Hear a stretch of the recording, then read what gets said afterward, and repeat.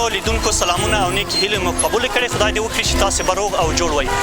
نن غواړو د روحي نیوز د همدې مایک او کمرې له لارې تاسو ته د کابل ښار د صرافانو ستونزې انعکاس کړو.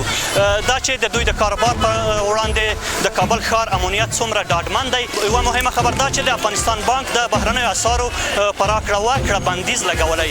آیا د افغانستان بانک د اقدام د صرافانو په کاروبار کوم اغېز کړی او که نه؟ په ټوله کې موږ غواړو نن ورځ د کابل ښار د صرافانو ستونزې انعکاس کړو. دا چې د دوی د کاروبار پر وړاندې کوم ګواښونه شتون لري، تاسې کولی شئ د صرافانو له خولې واورئ.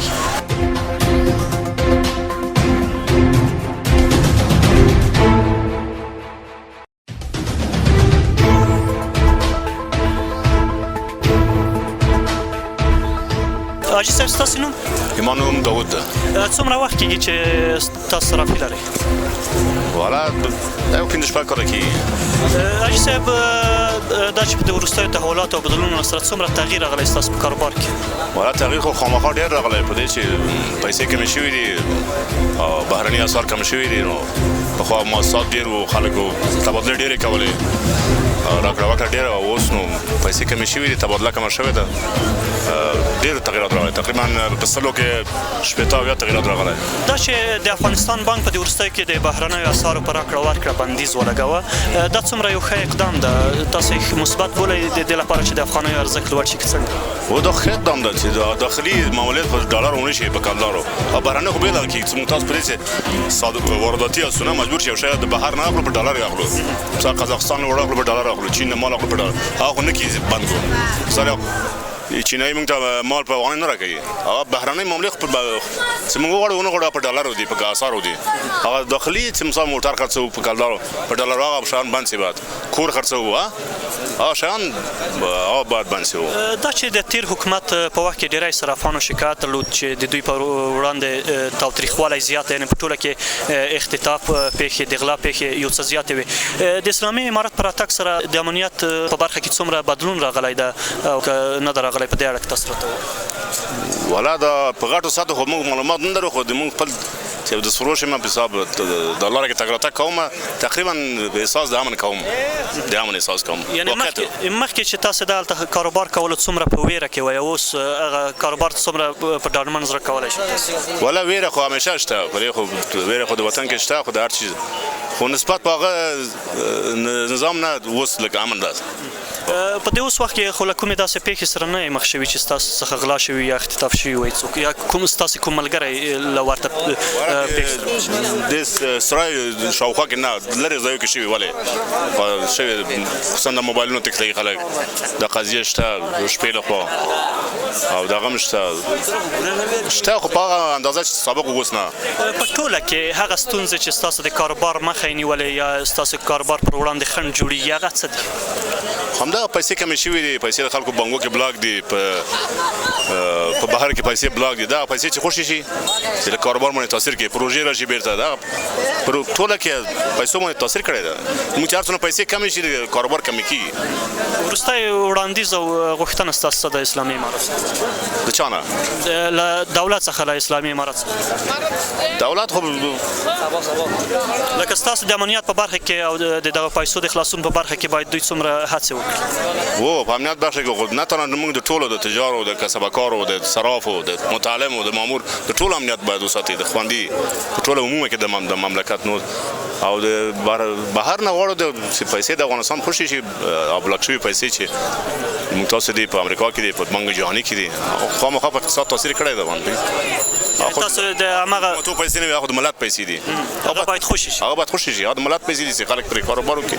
او د خلکو پیسو بانکو کې بندې دي، شخصي پیسې د خلکو بانک کې بندې دي، دولت نشي ورکولی. په دې چې د بانک د شخصي بانک پیسې د افغانستان بانک دي، د افغانستان بانک پیسې په بهر کې بلاک دي، همداسې په کاروبار تاثیر کوي. دا خو ملت چې ضعیفه شي، خود به خود حکومتونه ضعیفه کېږي، حکومت سقوط کوي، ملت چې ضعیفه شي. ډېره مننه حاجي صاحب، کور خواهش کوم. د روحي نیوز قدرمنو لیدونکو، زما سره تر څنګ یو بل صراف هم شته، له ده سره به هم خبرې وکړو چې په ټوله کې د دوی کاروبار څنګه ده او دوی خو به له کومو امنیتي ستونزو سره نه وي مخ. سلامونه کاکا جان. وعلیکم السلام، خوب هستین؟ بخیر هستین؟ صحت شما خوب است؟ زنده باشین. ستاسې نوم څه ده او څومره وخت کېږي چې صرافي لرئ؟ زما نوم مسعود احمدی، تقریبا یو میاشت کېږي زه صرافي کوم همدلته. څنګه ده په ټوله کې په دې وروستیو کې د صرافۍ کاروبار څنګه ده؟ د پیسو راکړه ورکړه زیاته شوې ده که نه کمه شوې ده؟ نه کاروبار فعلا کم است و فعلا پیسه نیست پیش کس نیست که به اجناس بخره و پیش ما پیسه را میده کند، ما بر از اونا پول بتیم و پول بر ما بیارن بتن. همین چیز یک ذره کم است، پیسه کم ده. افغانستان پیسه کم است. دا چې په تیر کې تر ډیره پورې د یو شمېر صرافانو شکایت دا و چې د دوی پر وړاندې تهدیدونه زیات دي او تر ډیره پورې د دوی څخه غلاوې کیږي او یا هم اختطاف کیږي. اوس هم دغه چاره روانه ده که نه اختطاف او د غلاو پیښې کمې شوي دي؟ ماشاءالله از وقتی که دولت امارات اسلامی افغانستان کامل از وقتی برادرای مسلمان طالب ما آمده دزدوزی اختطاف صرافان کم شده، دزدوزی بیخی کم شده. فضل خدا صرافان میتونن در هر جای کار آزاد کار کنند. خود ماشاءالله دیر خیلی عوام خیلی ماشاءالله امارات رغلی دی، مجاهدین رغلی دی، دزدوزی دیر کم شویلی دی. اوس حالت کې دي. مخکې وخت کې تاسو داسې کومې پېښې سره مخ شوي تاسو یا ستاسې کوم ملګری صراف چې مثلا هغه د غلو له لوري تښتول شوی یا پیسې ورڅخه یا د هغوی کوم د کورنۍ غړی تښتول شوی وي او د هغې بدل کې پیسې ورنه غوښتل شوي یا کومه بله داسې امنیتي ګواښ او پېښې سره تاسو مخ شوي یاست؟ بله دزاد پیشخانه ما چندین دفعه ما را گرفته بودک تا پیسه را فضل خدا گرفتن نتونستک. دزاد ما را میخواست که بگیره پیسه ما را جیبای ما بگیره و حال فضل خدا در دولت امارات خوش است. مجاهدین آمده فعلا دزدوزی بخیل در افغانستان خلاص شد الحمدلله شکر، ولیکن یک گشنگی در افغانستان بسیار زیاد است. مردم بیچاره و مسکین است. بچه‌ها بیاید که درس بخوانند، در مکتب ها برن درس بخوانند.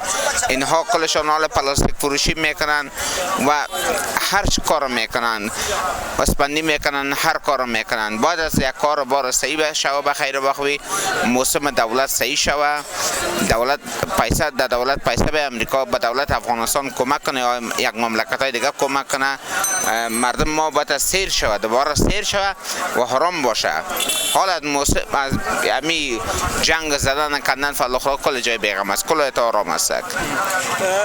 دا چې د افغانستان بانک یو نوی اقدام کړی هغه دا چې په بهرنیو اسعارو باندې بندیز لګولی د بهرنیو اسعارو په راکړه ورکړه. دا څومره یو مثبت اقدام ده د دې لپاره چې د افغانیو ارزښت لوړ شي؟ افغانی هر چقدر ارزش بالا شود بهتر است. به خاطر از اینکه دلار $100 میشه 9135 افغانی میشه، 9140 افغانی میشه فعلا. اگر پیسه مو زیاد شود در بازار زیاد شود افغانی دلار از بین میره پایین شده میره و حالا دلار بسیار زیاد بلند رفته در نقطه افغانستان. ډیره مننه کاکا جان چې اسلام مننه جان دایسه. السلام علیکم و رحمت الله و برکاته.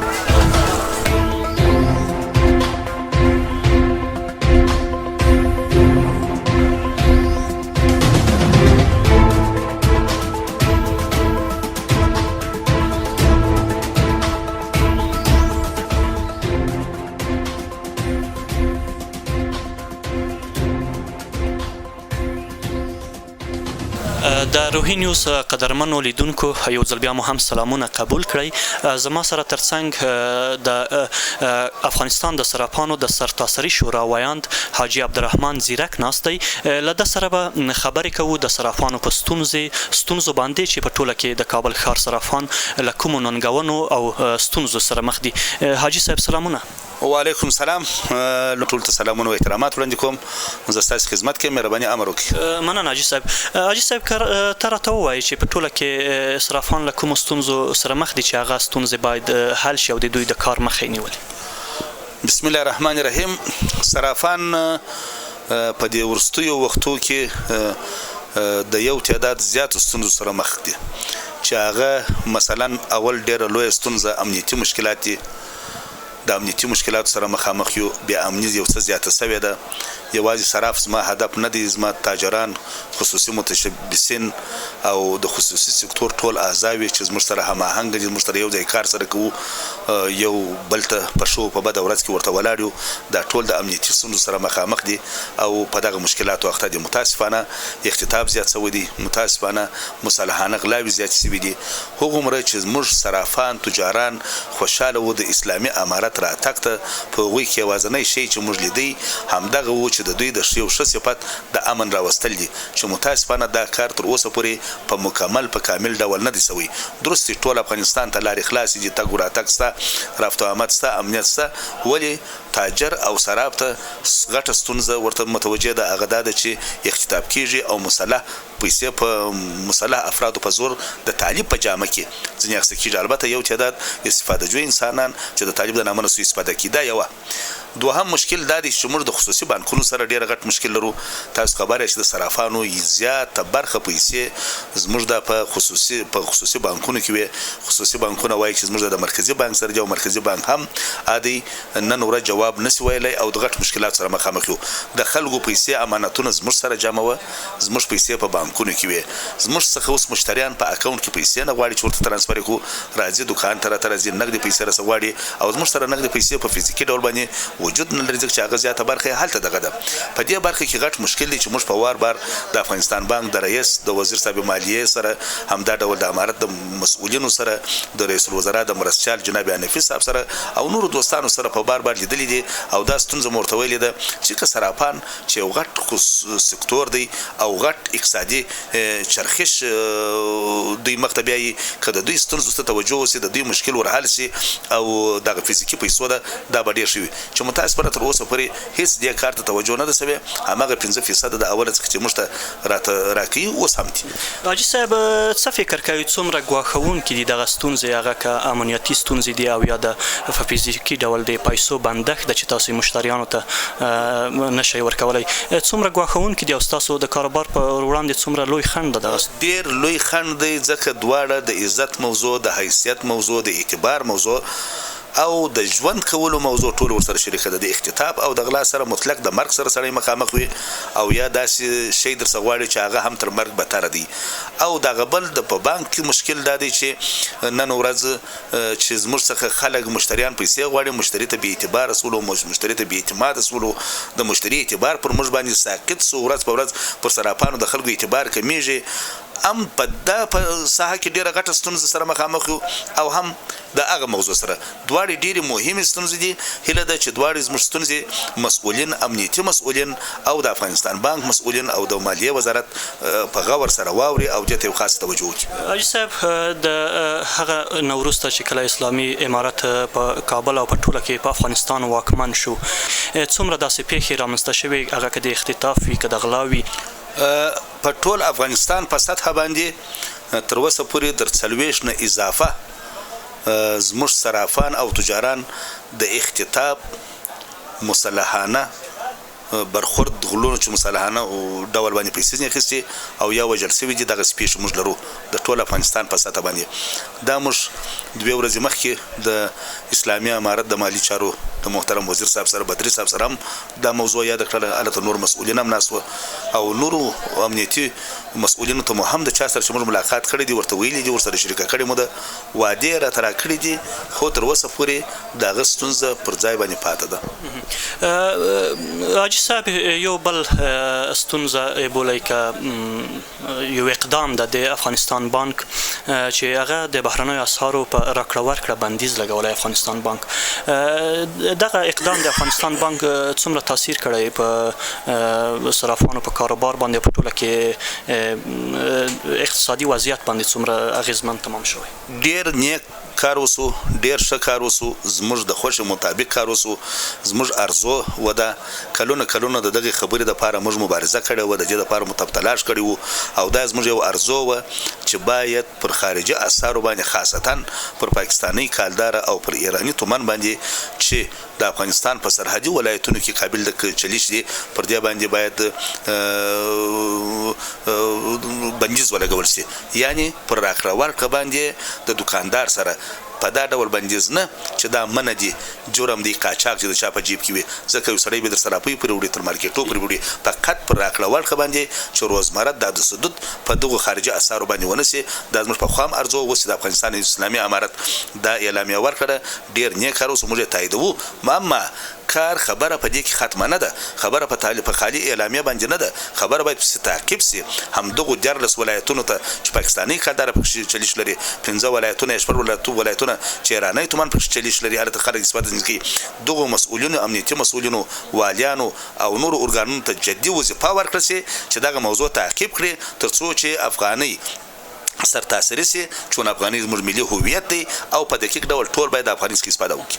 حاجي صاحب ورستۍ پوښتنه د دې لپاره چې د هیواد اقتصاد یو څه وده کړې وي او بازارونه چالان شي بازارونه کې پیسې د پیسو راکړه ورکړه زیاته شي سوداګر زړه ښه کړي ترڅو له بهرنیو هیوادونو څخه خپل سوداګریز توکي هیواد ته وارد کړي ستاسو وړاندیز اسلامي امارت ته څه ده چې دوی باید په دې برخه کې کوم اقدامات وکړي؟ زموږ وړاندیز اسلامي امارت ته دا دی چې اول باید د صرافانو تجارانو خصوصي سکتور و شخصي امنیت ته زیاته توجه وکړي په خاص ډول باندې د دوی امنیت خوندي وساتي دوی ازار او اذیت نسی د یو تعداد استفادهجوي انسانانو د لاسه چې دوی هم فرار ته موجود سي مجبور سي او یا فرار وکړي یا سرمایه انتقال کړي دا دی یو پیژن دوهم باید په بانکونو باندې فشار راوړي چې خصوصي سکتور او یا د صرافانو پیسې په فیصدي په حساب باندې زیات ورته ورکړي چې بیرته راکړه ورکړه په بازارونو کې پیدا سي هم چنان تاجران